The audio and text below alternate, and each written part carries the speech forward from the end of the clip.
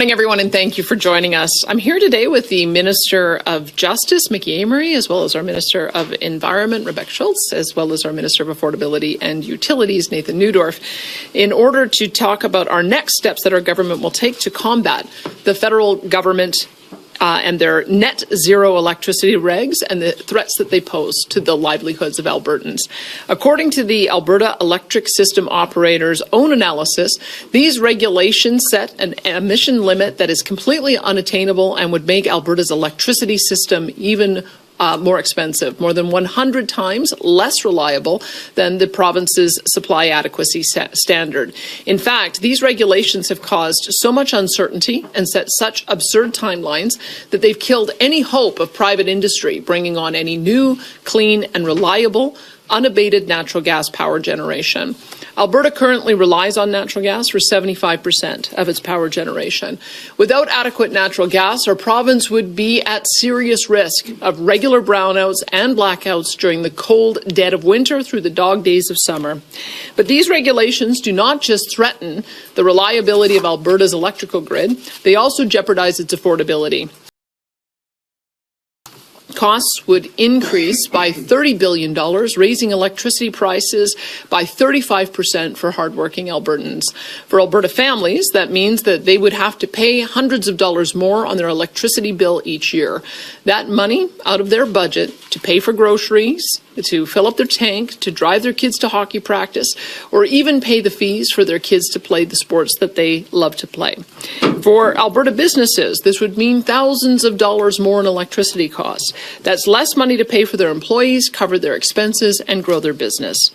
But the costs of an unreliable power grid are even more grim. If Ottawa had its way, Albertans would be left to freeze in the dark. In the depths of a minus 40-degree winter cold snap, families would be bundled up in their winter coats while sitting down for dinner, a dinner lit by flashlight or candle as they wait for the rolling blackouts to move on to the next community. There would be no street lights working to light up your way home through the blinding blizzard as you squint to see the dimly lit brake lights of the car ahead of you. In the heat of summer, you would be left worrying if the groceries left in your fridge and freezer will spoil before the blackouts end. And hospitals would be overwhelmed by the influx of patients suffering from heat stroke while trusting that their generators keep the lights on for their life-saving equipment.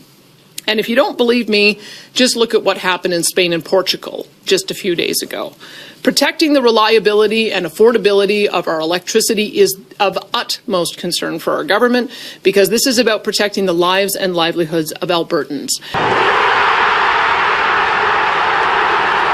And what did the feds tell us, Alberta, when we tried voicing our very real and serious concerns about these regulations? They told us, too bad, we're going to do it anyway.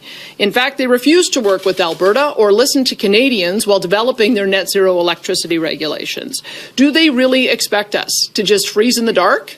Sadly, such uncaring arrogance is typical of this Liberal government. And that is why last November we introduced the first Alberta Sovereignty within a United Canada Act resolution so that our province could take strong and effective action against these destructive regulations. And today we are taking another step to protect Albertans' livelihoods by challenging the constitutionality of the net zero electricity regulations in the Court of Appeal of Alberta, and we look forward to making our case.